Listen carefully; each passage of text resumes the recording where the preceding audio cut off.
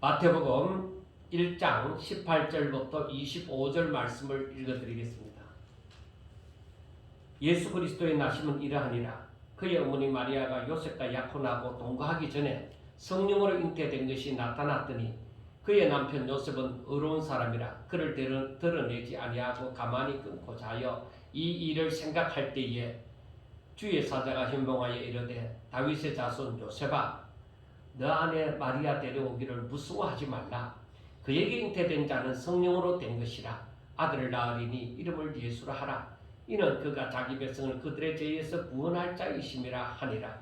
이 모든 일이 된 것은 주께서 선지자로 하신 말씀을 이루려 하심이니 이르시되 보라 처녀가 잉태하여 아들을 낳을 것이요 그의 이름은 임마누엘이라 하리라 하셨으니 이를 번역한즉 하나님이 우리와 함께 계시다 함이라. 요셉이 잠에서 깨어 일어나 주의 사자의 분부대로 그의 아내를 데려왔으나 아들을 낳기까지 동침하지 아니하더니 나음에 이름을 예수라 하니라. 아멘. 우리가 매년 맞는 성탄절이지만은 우리의 신앙이 점점 더 자라면서 하나님을 바라볼 때에 그 사랑의 깊이가 점점 더 달라지는 것이에요. 그러니까 날 매년 맞는 성탄절이지만은 늘 똑같을 수는 없습니다. 사람들은 떠돌아다니는 이 설교를 보고 그걸 갖고 설교를 하는 사람도 있을 것입니다. 아마.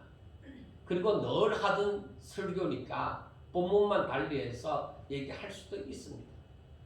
그런데 그게 틀린 것이 아닙니다. 왜냐하면 그것이 성경에서 그렇게 말씀하고 있기 때문입니다. 절대로 틀린 게 아닙니다.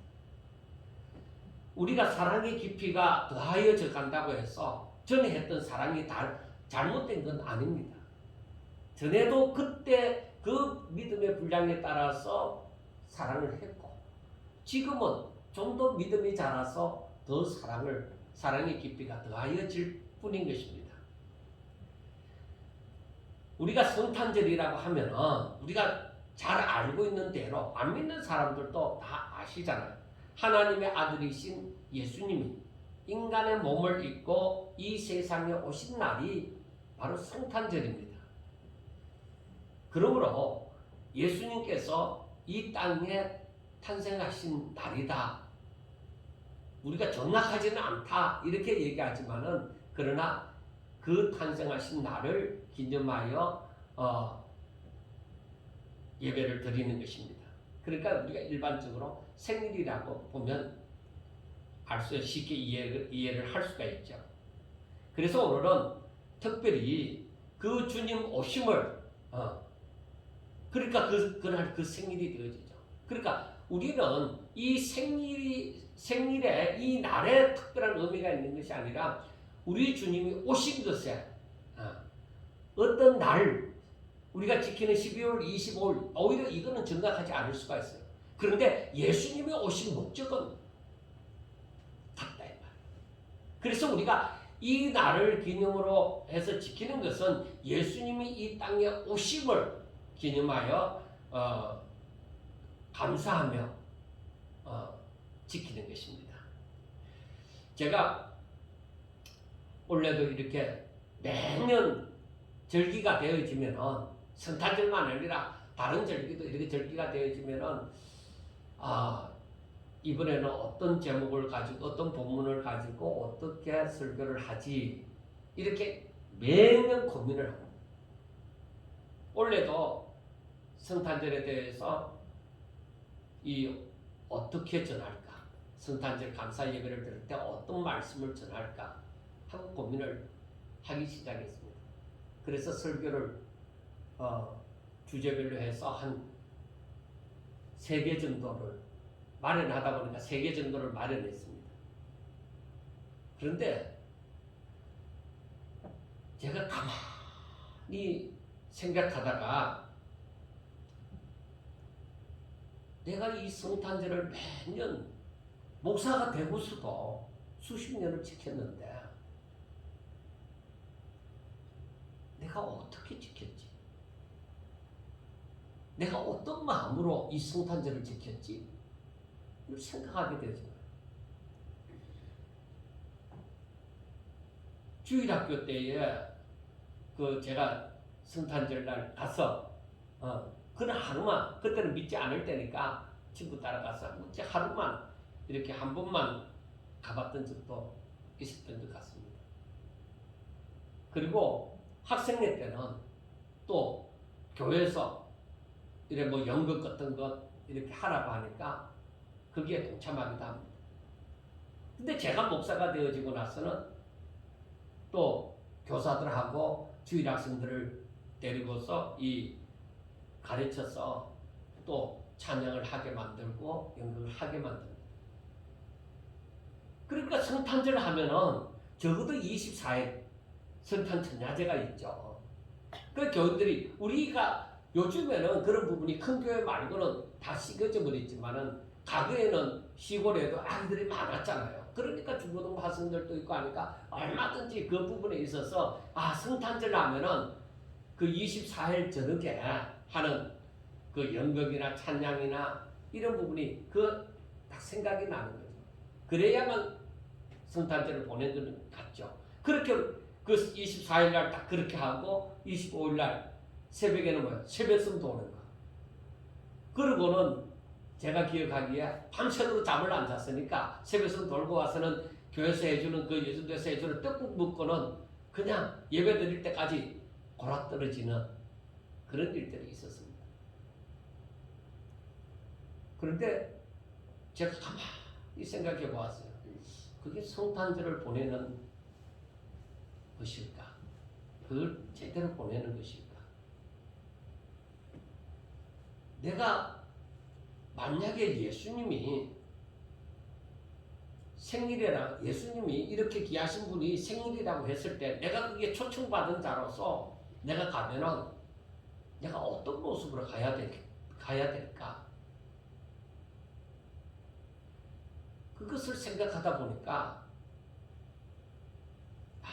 내가 진짜 어떤 진정한 마음, 순수한 마음으로 감사하면서 좀 의미를 담은 그런 성탄절을 보냈던 적이 거의 없었던 것 같습니다. 기억이 잘 안 나니까, 그런 마음의 중심이 기억이 잘 안 나니까 거의 없다고 보는 것이죠.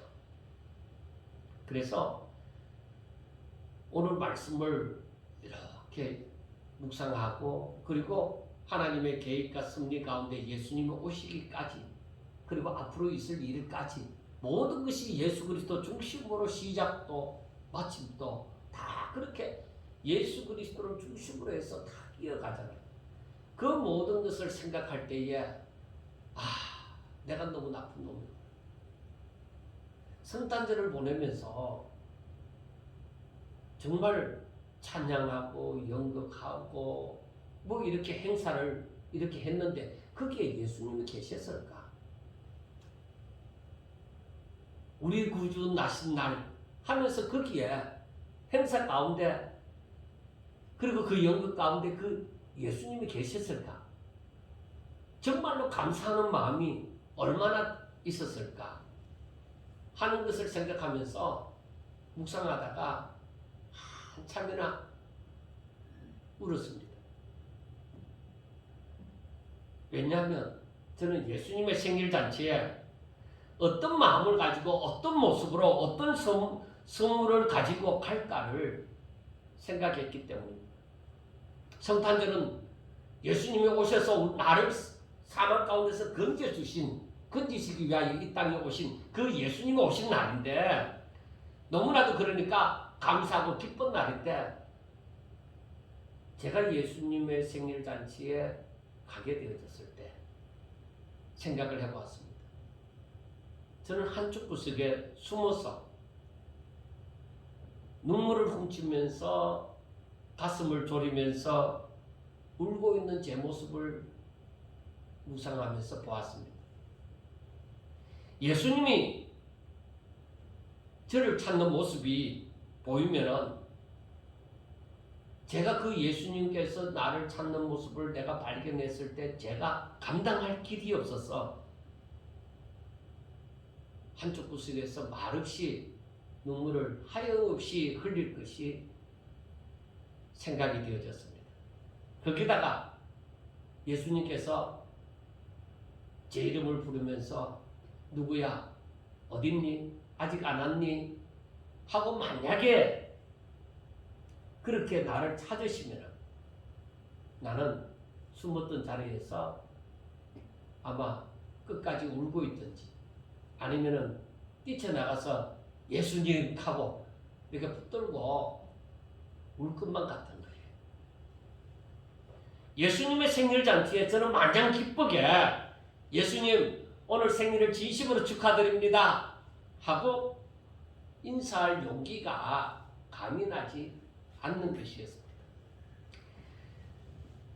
예수님은 날마다 저를 기다리고 계셨는데 저는 항상 고집을 부리면서 예수님의 말씀을 제대로 이해를 못하고 또 이해를 한다고 할지라도 항상 제 욕심에서 벗어난 생활을 할 수 없었다는 것을 저는 얼마든지 알고 있었습니다.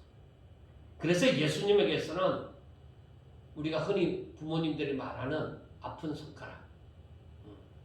손가락이 바로 나였지 않았겠나 그렇게 생각을 했습니다. 그런데 지금도 훌쩍 큰 모습을 지닌 것은 아닙니다.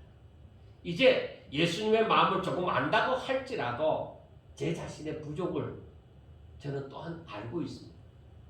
그래서 제가 얘기를 하죠. 목사라고 해서 완성된 인간은 아니다. 저도 지금 열심히 달려가고 있는 중입니다.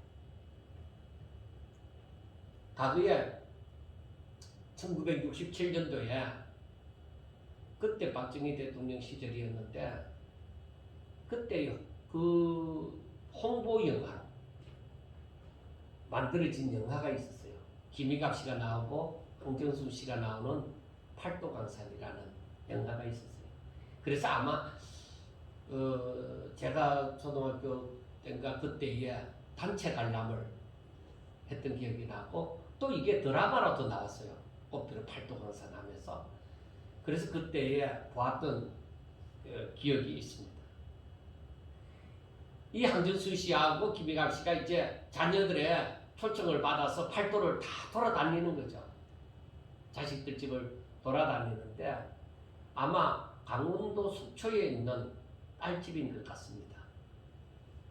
희미하게나마 기억되는 것이 그 딸집에 갔을 때에 그 사위가 사업을 하다 망해서 엄마 아버지가 왔는데 이 제대로 대접할 게 없는 거예요. 그런데 엄마 아버지는 왔다 이 말이에요. 그러니까 이 막걸리 한 잔을 그 보통 주전자에 팔잖아요. 그런데 그걸 제대로 살 돈이 없어서 조금 사고 거기에다 물을 탄 거예요. 그러니까 그걸 왜 모르겠냐고. 그래 이걸 마시고는 이들이 너무나도 어렵구나 하고 오히려 갖고 있는 것을 거기에 놔주고 집으로 돌아온 거죠. 거기에 자지도 안 하고 회비다고 자지도 안 하고 집으로 돌아와서 드디어 이 김희갑 씨하고 황정수 씨하고 이 김희갑 씨 그 한갑 날에 자식들이 이제 잔치를 베푼 거죠. 그래서 첫째, 둘째 이렇게 전부 다 모입니다. 그래서 너무나도 분위기가 좋은데 보이지 않는 자식이 있습니다. 바로 속초에 사는 딸이죠. 그러니까 다른 자식은 다 좋은 선물을 하고 다 이러는데 그 엄마가 되어지는 황정수 씨는 그 딸이 안 보인다는 거죠. 얘들은 안 한다.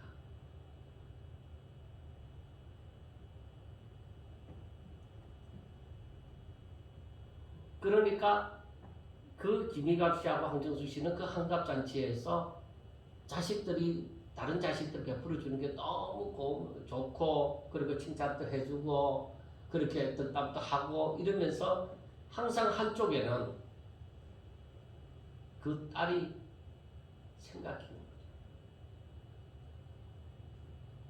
그래서 제가 그 장면이 왜 그때 초등학교 때인데 왜 그 장면이 이 말씀을 묵상하면서 생각이 났는지 모릅니다. 그 옛날에 아주 옛날에 봤던 그건데 그때도 제 마음에는 그것이 아마 좀 자극적이었던 것 같습니다. 그래서 제 생각에 남아있었던 모양입니다. 그런데 그 딸은 안 온 것이 아니라 문 밖에서 신랑이 올 때까지 기다리는 거죠. 들어가지 못하고. 그래서 나중에 신랑이 오지 않았는데 어쩔 수 없이 찾아서 이 어른들이 나오려고 하니까 그때에 들어오는 거죠. 들어와서 인사를 하고 하는데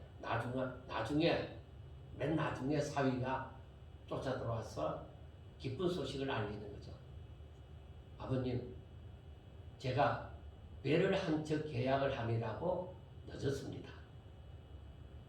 그러니까 이 부모에게는 다른 자식들이 잘 되는 것도 너무 좋았지만은 사업에 망했다가 정말 부모가 왔는데도 막걸리 한 잔 이거 살 돈이 없어갖고 물에 태워서 그 대접한 그 자식이 잘 되는 것이 너무나도 좋았던 것이죠. 그래서 제가 그 장면을 가만히 눈물을 흘리면서 생각하다가 또 성경에 있는 장면이 생각이 나는 거예요. 양이 100마리 있는데 99마리는 제대로 집에 다 돌았는데 한 마리가 들어오지 않았다. 그래서 목자는 그 99마리를 우리 안에 두고 그 한 마리 양을 찾아서 헤매는 거죠.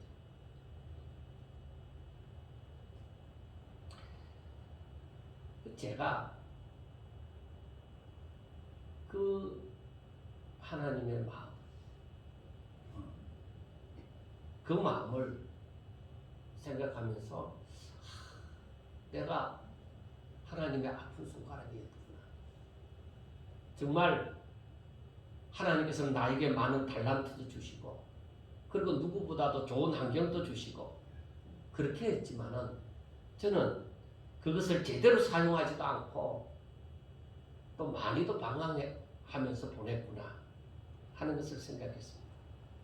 그러나 항상 내가 하나님을 잊어버려서 그렇지 내가 하나님 앞에 열심으로 나아가지 않아서 그렇지 하나님은 항상 나를 기다려 주셨다는 것을 제가 이제야 조금 더 알 것 같습니다.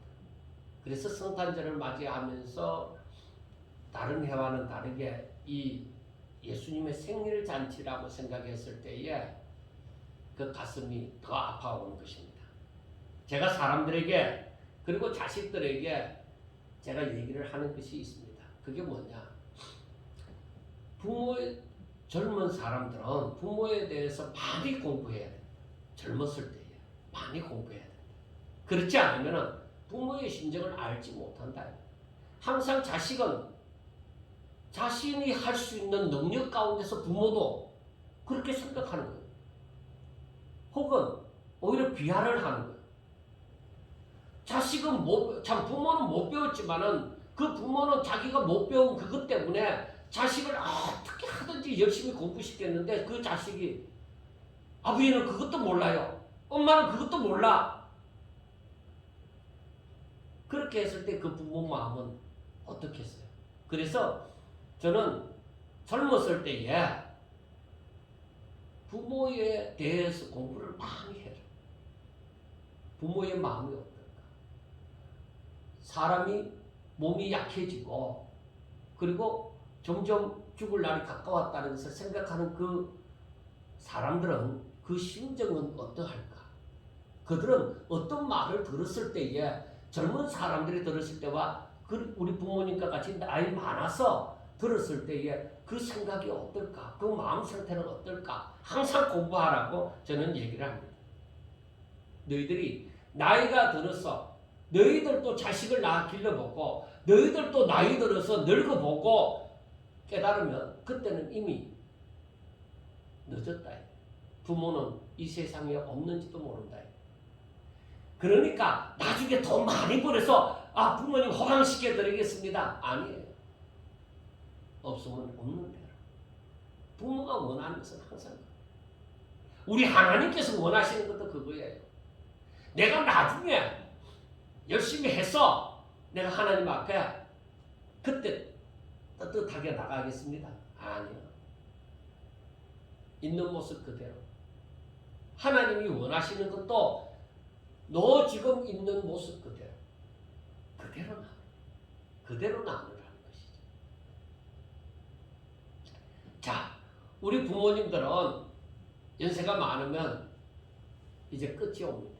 근데 예수님은 영원하십니다.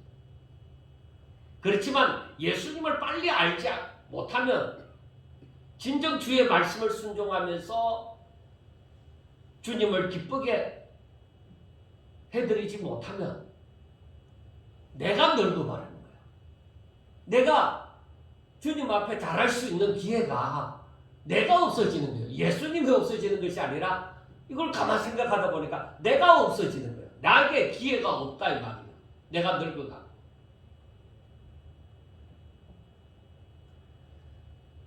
그것을 가만히 생각해 보면서 내가 이 땅에 살면서 이 성탄절을 맞이했을 때에 정말로 어떤 심정으로 맞이해야 될까?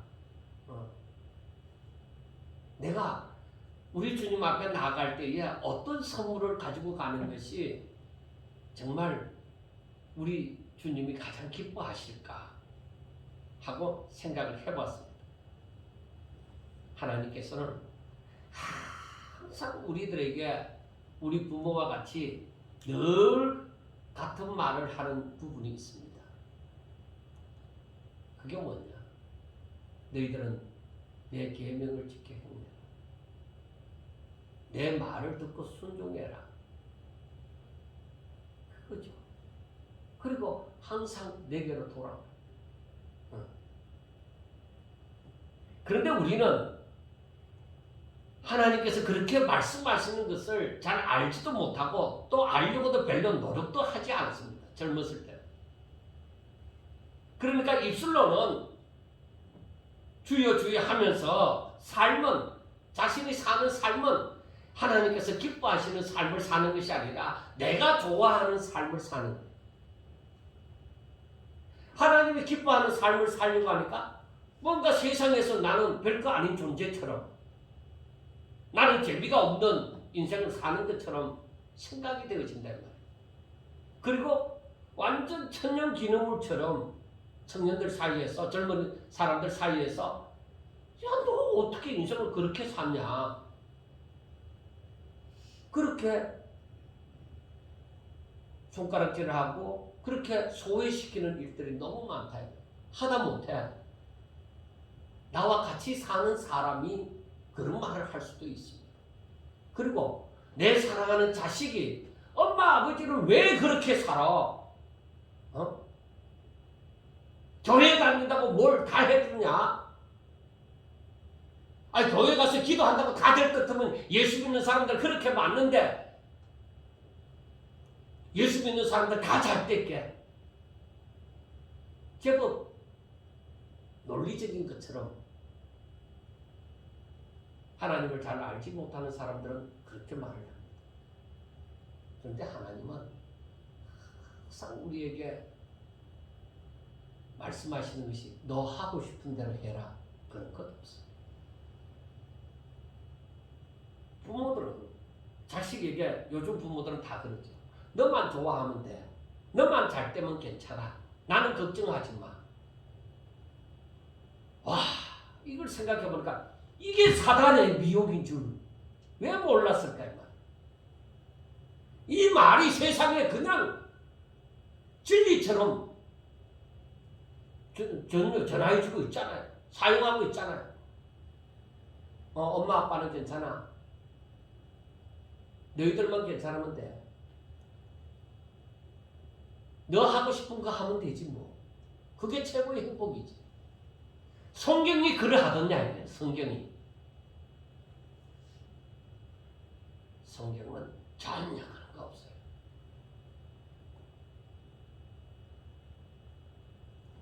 성경은 너 하고 싶은 대로 하면 망한다. 왜 세상의 진리같이 여겨지는 것이 성경에서는 이게 재앙을 가져오는 것이냐. 너 하고 싶은 대로 하면 안 된다. 너희들은 오직 하나님의 뜻을 따라 하나님의 말씀을 따라서 살아야 돼. 여기서 벗어나면 너희들이 죽는 거야. 젊은 자식은 그 소리 듣는 것이 싫습니다.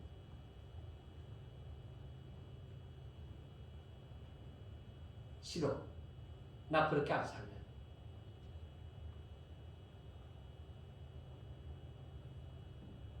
그런데 정말 일반적으로 목사님들이 자기 하고 싶은 거 하고 자기 마음대로 살면 망한다고 왜 말하지 않을까요? 오늘날 세상의 진리처럼 여겨지는 것들이 성경을 비추어 보면은 그 전부 망하는 거예요. 세상의 법칙대로 살아가면 그거 망하는 거예요. 우리 예수 믿는 사람들도 그렇게 할 수 없다 이 말이에요. 세상을 따라가면 안 돼요. 야, 너가 모든 것을 잃더라도 하나님을 잃으면 안 돼. 너 하나님 믿다가 직장 잃어버리고 하나님 믿다가 친구 잃어버리고 하나님 믿다가 너 가족이 깨어져도 너 하나님 잃으면 안 돼. 자식 때문에 하나님 버리고 직장 때문에 하나님 버리고 내 명예나 권력 때문에 하나님 버리고 나의 향락을 위해서 하나님 버리고 안 돼. 그래서 분명하게 얘기해 줘야 되는 것은 얘들아 부모가 하나님을 따르지 않을 때 너희들은 그것도 잘못됐다고 말할 수 있어야 한다.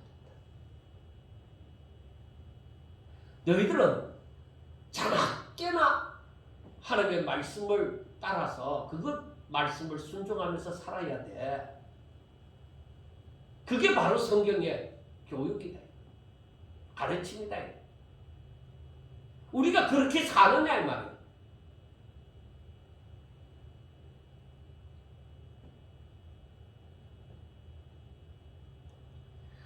저들의 생명이 저들의 행복이 하나님 잘 믿는 거에 있다고 생각을 해보면은 그 말을 유산 물려주는 것보다 더 중요하게 생각하고 해야 돼요.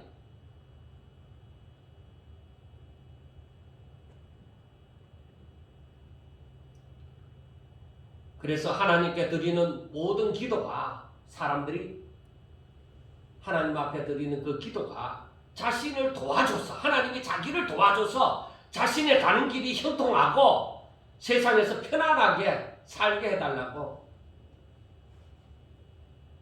하는 그런 내용들입니다. 하나님께서 그거 기도하라고 했어요. 제가 늘 말씀을 드리지만은 어디까지나 그런 것들은 따라와지는 거예요. 따라와지는 거예요.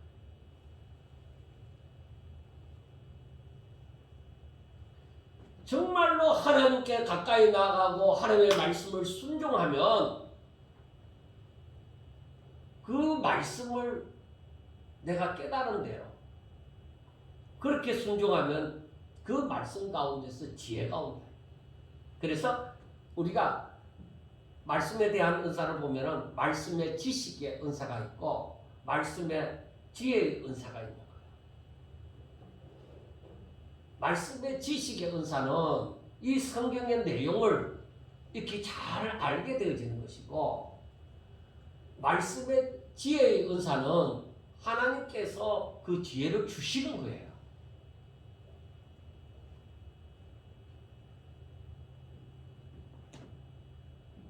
여러분들이요, 사람들은 자신의 형통을 바라고 자신이 평안하게 사는 것을 원하지만은 만약에 형통되어지고 평안하게 되어지면 하나님을 잘 믿느냐? 10중 8구는 잘 믿지 못합니다. 성경이 그렇게 그러한 모든 것을 보여주고 있잖아요. 그래서 내가 섰다고 생각할 때에 넘어질까 조심해. 그러잖아요. 왜? 내가 형통하게 되어질 때, 내가 섰다고 생각되어질 때, 내가 자랑할 것이 있게 되어질 때 사람은요, 원래 내 마음은 평상시에 내 마음은 안 그런데 내가 섰다고 생각되어지고 형통하다고 생각되어질 때 나도 모르게 교만이 되어져요. 그 교만이 어느새 싹 자리를 잡아버린다. 그래서 그런 사람들은 자기 마음대로 살고자 하고 하나님은 어느 정도 선에서만 믿는 거예요. 그래서 교회에서 이 직분자를 뽑을 때에 투표를 하잖아요. 그러니까 잘 되어갖고 헌금을 많이 드리고 이렇게 하니까 그 사람이 직분자가 되는 거죠. 그래서 그 사람은 내가 이렇게 하니까 나를 투표해서 나를 직분자로 삼았구나. 그리고 그 사람의 태도는 어떻게 되겠어요? 내가 열심히 노력해서 내가 높은 자리에 올라가고 내가 돈을 벌고 내가 많이 쓰니까 그러니까 사람들이 나를 좋아한다. 그래서 그 사람은 점점 더 하나님께로 가까이 나아가는 것이 아니라 오히려 인본주의자로 흘러버리는 거예요. 그래서 직분을 갖고 나서 신앙생활 더 못하는 사람이 얼마나 많은지 교만해져. 목사도 마찬가지예요. 목사도 없이 살면서 정말 힘들게 항상 늘 만족하다 이것 없이 늘 그렇게 힘들게 살아갈 때는 늘 하나님을 의지하고 하나님을 생각하고 하나님 앞에 기도하고 그렇게 하더니만은 딱 어느 정도 위치에 딱 올라가고 나니까 그 다음부터 하나님 생각보다 하나님 뜻보다가 내 뜻을 가지고 산다. 내 뜻을 이루고자 한다. 그러니까 목사가 교주냐 그런 소리를 듣는 거죠. 그리고 사람들은 그런 것을 부러워해요. 왜? 다 부패한 심성이 있어서 그러한 것을 부러워하는 거예요. 이게 문제예요. 여러분들이요, 지금까지 여러분들은 성탄절을 어떻게 맞이하셨습니까? 감사 예배를 드리면서 설교를 통하여 예수님이 왜 오셨는지 그리고 무엇을 행하셨는지를 들으면서 예배를 마치면은 모든 것은 자기 중심이 또 되어버리지 않았습니까? 저는 자식들이 부모님의 생일에 와서 잔치상을 차려놓고 혹은 음식점을 요즘 같으면 음식점을 예약하고 케이크에 촛불을 켜는 모든 행사를 하고서 결국에는 부모님에 대한 진정한 감사하는 그 감사보다는 자신들이 그저 어느 정도 할 도리를 이렇게 함으로써 내 할 도리는 다 하지 않았느냐, 자기 스스로를 위한 그런 잔치를 한다. 제가 그걸 생각해 보니까 마음 아픈 데가 또 있어요. 전도사 때 다른 친구들은 직장을 들어가고 이렇게 하면서 생일이 되어지면은 이렇게 부모님에게 무슨 생일날 선물도 하고 하잖아요. 그런데 저는 그 나이 때에 아직까지도 학교를 다니고 있잖아요. 그리고 교회에서 주는 생활비는 10만 원이에요. 10만 원 가지고 교통비도 제대로 되지 않아요. 교통비가 제대로 안 되는 게 아니라 아예 안 되죠. 오히려 헌금이 더 나가다시피 하죠. 그러니까 자동적으로 부모에게 손을 벌리고 부모가 주는 돈으로 학교에도 뭐 장학금을 받았다 해도 전부를 받는 것이 아니니까 어느 정도 학비를 내가면서 또 자식도 낳았으니까 자식도 키워가면서 그렇게 살아야만 하잖아요. 그러니까 안 믿는 부모님, 처음에 부모님이 안 믿었으니까 안 믿는 부모님에게는 제가 어떻게 보이겠어요? 아픈 손가락이 아니라 능력 없는 사람. 쓸모없는 자식. 차라리 없었더라면 하는 자식. 그래서 제가 돌아가신 아버지에게서 들었던 말이 아직도 귀에 남아요. 야 이놈아, 너 그 친구들은 다 공무원을 하고 직장 들어가고 해갖고 아버지 생일 때면은 이렇게 선물하는데 너는 지금까지도 학교 다니냐?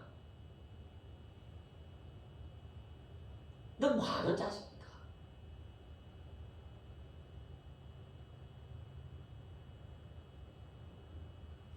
그런 말을 들었을 때에 저는 굉장히 가슴이 아프죠. 부모님이 예수님을 모르니까. 이 교육자에 가는 길을 모르잖아요. 만약에 알았더라면 자식이 혹시 그렇게 생각할까봐 오히려 위로하고 오히려 더 힘을 실어주지 않았겠나 그런 생각도 들지만 그때는 몰랐습니다. 근데 그게 가슴이 아픈 거예요. 그래서 제가 이렇게 크고서는 나중에 생일이 되어지면은 제가 부모님에게 전화를 드려요. 낳아주셔서 감사합니다. 내가 이 날이 있는 것은 부모님이 나를 낳아주셨기 때문에 내가 이 날을 보고 사는 것이니까 너무 감사합니다 하고 인사를 드리는 것이죠. 그 자식들도 그걸 보도록 가르치는 거죠.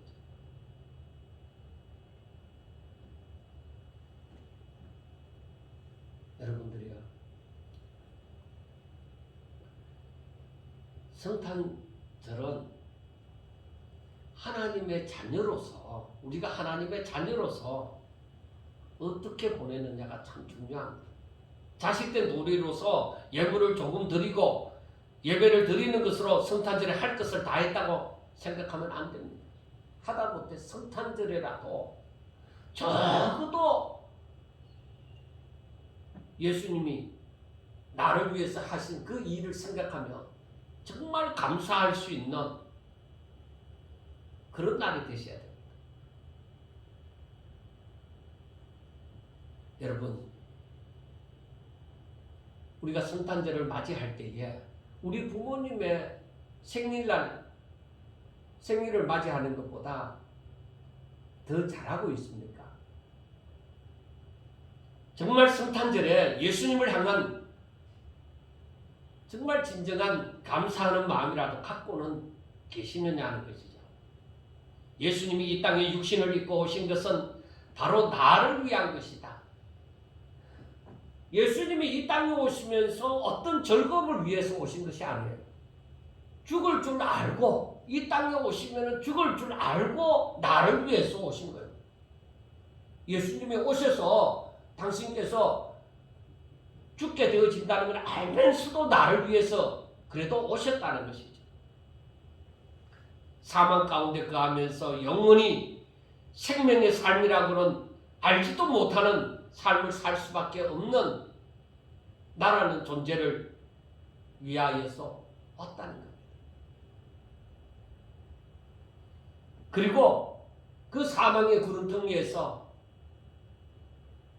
인간 노릇도 제대로 하지 못하고 자기가 가는 길이 어떤 길인지도 알지도 못하고 그냥 늪과 같은 곳에서 헤매고 살 때에 나를 그 가운데서 건져서 씻기시고 말쑥하게 생명의 땅에서 살 수 있도록 이렇게 하셨다는 것입니다.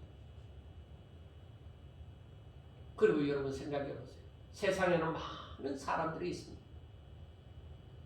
그런데 그 가운데서 나라는 존재가 뭘 그렇게 대단하냐. 스티븐 잡스도 아니고 노벨도 아니고 대단한 학자도 아니고 돈 많은 재벌도 아닙니다. 우리나라 대통령도 내 이름을 모르죠. 가까이 있는 이 지역의 군수도 내 이름을 모르죠. 그런데 아무도 크게 유명하지도 않으니까 아무도 알아주지 않는 나를 전능하신 하나님, 이 세상 만물을 지으신 하나님, 이 세상 만물을 통치하시는, 자기 뜻대로 통치하시는 그 하나님께서 나를 아시고 나를 부르신다는 거예요. 누구야?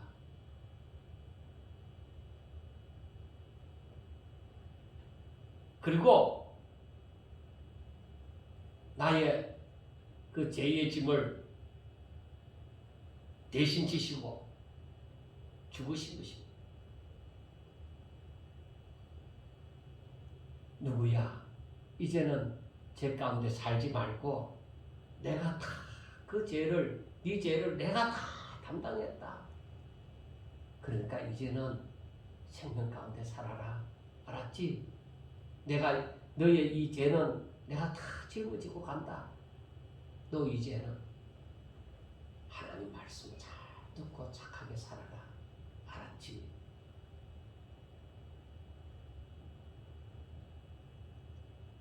그리고 그분께서는 내가 하나님을 잘 알지도 못하고 성경을 읽어도 그 말씀을 잘 깨닫지도 못하는데 하나님께서는 나에게 믿음이라는 것을 주시고 또 나에게 좋은 가이드를 붙여주셨어. 성령이라는 가이드를 붙여주셨어.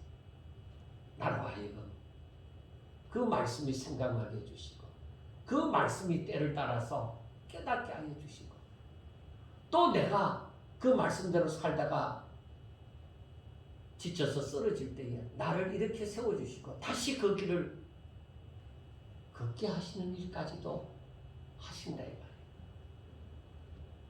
이게 얼마나 놀라운 일이에요. 누가 나를 이만큼 생각하고 누가 나를 위해서 이렇게 해줄 수가 있느냐 말이에요. 우리 부모님이라도 나를 위해서 내 죄를 짊어지고 죽으시는가 이거. 아니 부모님도 자신의 죄를 감당할 수도 없는 입장입니다.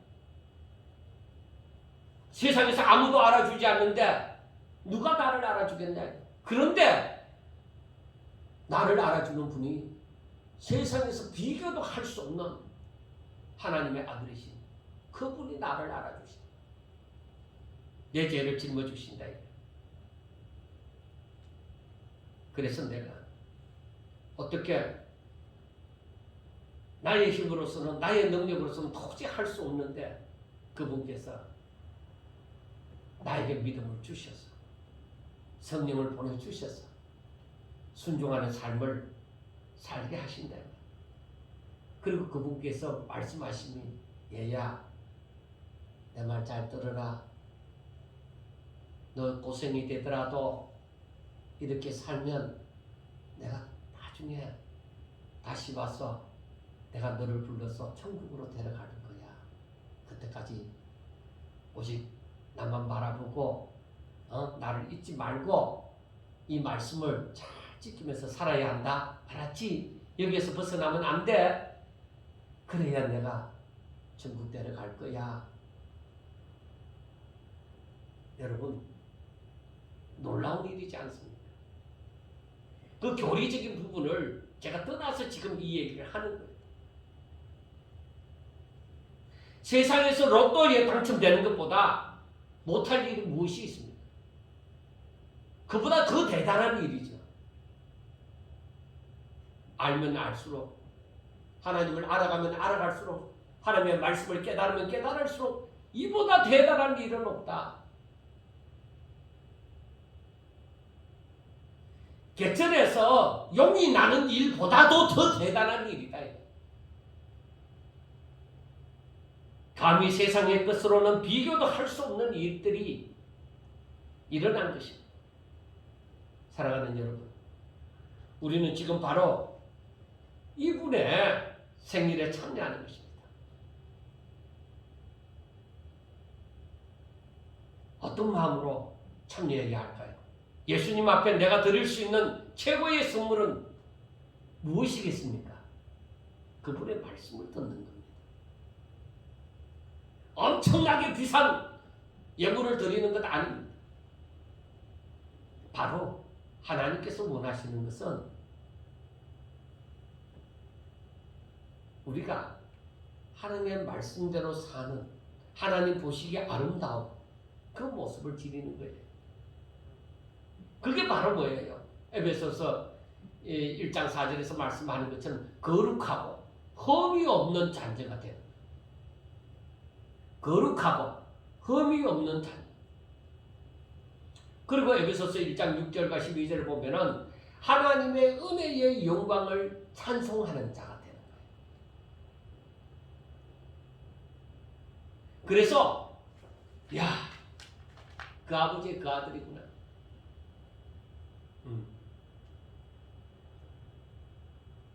하나님께서는 바로 이렇게 하나님 보시기에 아름다운 자녀가 되게 하시기 위하여서 창세전에 이미 우리를 택하시고 예정하사 이렇게 때가 되어져서 우리를 세상에 보내시고 때가 되어져서 우리를 부르시고 믿음으로 살게 역사하시는 거예요. 이 하나님을 알고 이 하나님과 동행하는 임마누엘 대신 그 하나님과 함께 하시는 그런 자가 되어져야 돼요. 그래서 오늘 말씀에도 보면은 자기 백성을 그들의 죄에서 구원할 자, 그리고 그 이름을 예수라 하라, 임마누엘이라 하라, 그렇게 말씀을 합니다.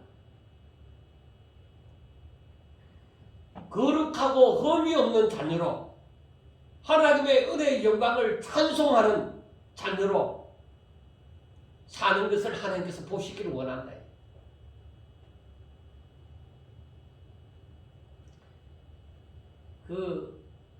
제가 트로트 노래고 뭐 어떤 팝이고 뭐 아무 노래라고는 제가 잘 못합니다. 근데 가사는 제가 잘 생각하는데, 그래서 그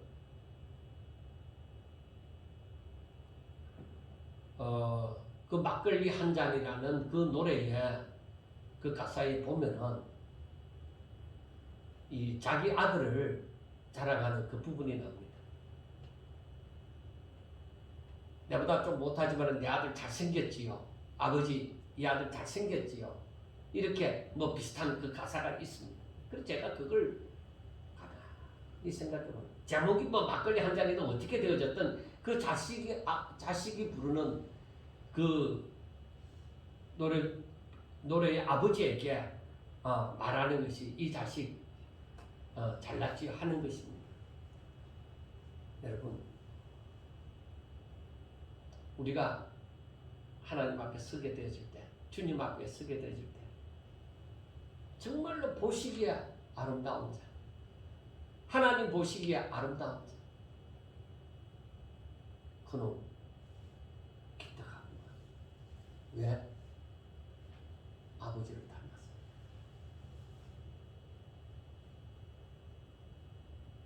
오직 하나님께서 원하시는 게 누구든지 나를 따라오는 것. 그럼 우리는 그 주님을 따르는 삶을 살아야 돼. 야, 너 하는 짓이 꼭 너희 아버지 닮았다. 나쁜 면으로 말고 좋은 면으로. 야, 너 하는 짓이 꼭 예수님 닮았다. 정말 나를 이기고 즉 내 자신을 부인하고 정말 주님 걸어가신 그 길을 오직 아버지의 뜻을 이루기 위해서 예수님이 그 길을 걸으셨던 것처럼 나도 아버지의 뜻을 이루기 위해서 주님 걸어가신 그 길을 걸어갈 때에 아버지께서 뭐라고 하겠는데? 그래, 너는 나를 닮았구나. 그래, 잘했어. 아무 걱정하지 마. 그렇게 말씀하시지 않겠느냐는 것이죠. 그래서 우리가 이 성탄절을 이렇게 맞이하면서 정말 한 번 정도는 1년에 한 번 정도는 적어도 이 성탄절이라도 정말 우리 주님 앞에 섰을 때에 칭찬 받을 만한 종이 되기를 한번 상상하면서 이 날을 보내는 게 어떻겠느냐는 것이죠. 여러분, 하나님 잊어버리면 안 돼요. 내 마음에 하나님을 향한 감사를 잊어버리면 안 돼요. 여러분, 하나님 영광을 위해서, 하나님 뜻을 위해서 내가 살고 내 자식에게 교육을 시키고 사람들에게 그렇게 보내되어지는 그러한 정말 하나님의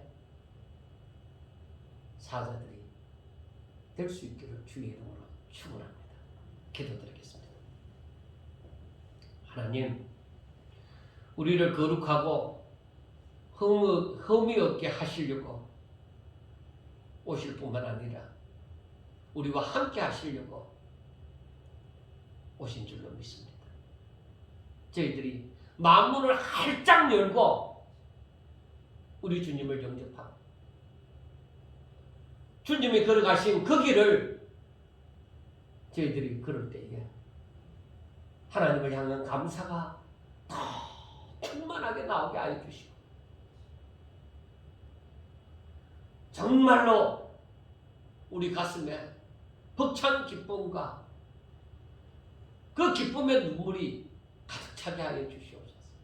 하나님 감사합니다. 하나님 감사합니다 하면서 정말 그 감사가 속에서 터져나오게 주여 도와주시옵소서. 성탄절을 맞이하면서 저희들이 또 믿음이 더하여지게 하여 주시고 강하게 하여 주시고 담대하게 하여 주시고 말씀대로 순종하며 살아가기를 조금도 주저하지 않고 힘차게 살아가게 도와주시옵소서. 예수님 이름으로 감사하며 기도드리옵나이다. 아멘.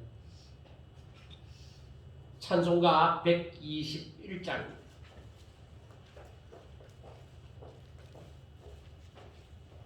121장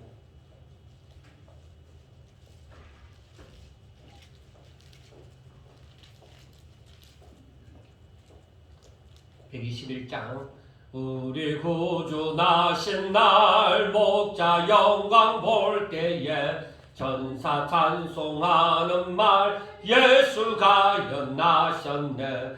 우리 임금 우리 주 모두 함께 절하세. 예수 그리스도 우리 주 베레헴에 나셨네.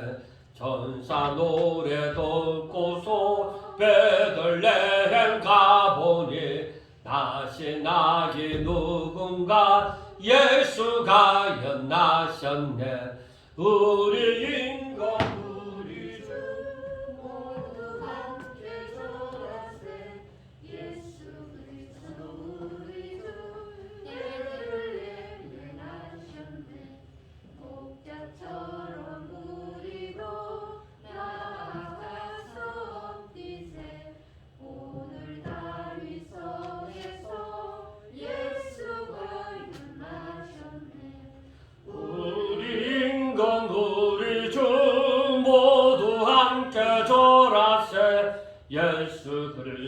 우리 주 베들레헴에 나셨네. 기도드리겠습니다. 하나님 감사합니다. 저희들이 이날에 이 자리에서 예배를 드리며 하나님의 은혜를 생각하며 더욱더 감사하는 마음이 넘치게 하여 주신 것을 감사드립니다. 우리 주님 오신 날이라는 것을 생각할 때에 더욱더 저희들에게 가슴이 벅찹니다. 이렇게 예배를 드리며 또 저희들이 예물을 드렸습니다. 예물 드린 손길들 하나님 축복하여 주시옵소서. 하나님을 향한 감사가 살아가면서 세월을 다 가면 갈수록 더 커지게 하여 주시옵소서. 정말 이 땅에 사는 동안에 저희들이 주와 함께 걸으며 아무것도 염려하지 아니하고 오직 하나님의 인도하심을 따라 저희들이 살게 해주시고 감사가 넘치는 삶을 살게 하여 주시옵소서. 하나님의 능력을 날마다 눈으로 목도하면서 살게 하여 주시옵소서. 예수님 이름으로 감사하며 기도드리옵나이다. 아멘. 간구 말씀드리겠습니다. 지금 이 코로나에 대해서 우리가 좀 심각하게 생각해야 됩니다. 뭐 정치하는 사람이 이렇게 하든 저렇게 하든 뭐 그런 부분도 우리가 걸리고 나서 남을 탓할 것도 없습니다. 그리고 다른 나라 같은 경우를 보면은 하여튼 뭐 시작은 어떻게 되어졌든 지금 정도가 되어지면은 심각하게 느껴지면은 3단계에 들어가서 완전히 자기 집 주위에서 얼마 이상 자기 집에서 반경 얼마 이상 못 다니게 합니다. 우리나라에 만약에 갑자기 그렇게 하면은 난리가 나겠죠. 근데 우리 생각하셔야 돼요. 전염병은 전염이 되어지는 거예요. 설교같이 듣지 말고 꼭 우리가 생각해야 됩니다. 전염병은 전염이 되어지는 겁니다. 그렇기 때문에 꼭 마스크를 끼세요. 사람들이 마스크를 이마에도 걸고 어떻게도 내누고 이러면서 아주 용감하게 다닙니다. 그건 아니에요. 그 용감한 게 아니에요. 나는 어리석은 자입니다 하는 것을 나타내는 거예요. 그리고 또 당부를 하는 것은 앞으로 정부의 시책이 어떻게 나올지 모르지만 사실은 지금은 비대면 예배인데 이 교단에서 정부하고 이렇게 상의를 해서 지금 20명 이하 예배 드리는 것이 허락이 되어졌다 하더라도 지금 이 1월 3일까지는 굉장히 조심하면서 예배를 드려야 되는 것입니다. 그래서 절대로 어느 교회가 어떠하다 하더라도 제가 주일날에 좀 더 경과되는 것을 보면서 어떻게 얘기를 할지 모르겠지만 이번 주일이 완전 송년 주일이잖아요. 그래서 어떻게 얘기를 할지 모르지만 이 며칠 동안이라도 지나가는 것을 보면서 우리도 적어도 정부 시책에 따라서 11일 그러니까 11일간에는 그 1일 3일 주일까지에는 좀 더 우리가 더 조심을 하고 연말 연시더라도 밖에 많이 다니지 마시고 꼭 마스크는 착용하고 다니시기를 부탁드립니다. 그리고 마스크를 다 쓰고 난 다음에 끈을 꼭 가위 가지고 집에 가지고 가서 끈을 꼭 가위 가지고 잘라주세요. 그것 때문에 짐승들이 새나 이 짐승들이 마스크를 그 짐승들까지도 마스크를 걸고 다닙니다. 기 거는데 걸려갖고 그래서 우리가 그 마스크 끈을 꼭 집에 가지고 가서 일부러 잘라주세요. 안 그러면 힘이라도 써갖고 뜯어주시든지 아니면 짐승들이 위험합니다. 동물들이. 그러니까 꼭 그것도 지켜주시고 또 원래도 그냥 가만히 있을 수가 없어서 또 교회에서 이 전염병이 난무하는 때니까 마스크를 준비하고 또 떡을 또 준비하고 귤도 조금 준비를 했습니다. 가실 때 꼭 가져가시기 바랍니다. 이제 찬송가 1장 부르시겠습니다. 찬송가 1장 만복의 근원 하나님 온 백성 찬송 드리고 저 천사여 찬송하세 찬송 성부 성자 성령 아멘. 기도드리겠습니다. 이제는 우리 주 예수 그리스도의 은혜와 하나님 아버지의 무한극진하신 사랑과 성령님의 감화감동 교통 내재하심의 역사가 오늘 이렇게 머리 숙여 성탄 감사 예배를 드리는 사랑하는 모든 성도들 위해 여러 가지 사정으로 이 자리에 참석하지 못했지만은 이 자리를 기억하며 하나님 앞에 영광 돌리는 당신의 종들 위해 이제로부터 영원토록 함께 있을지어다.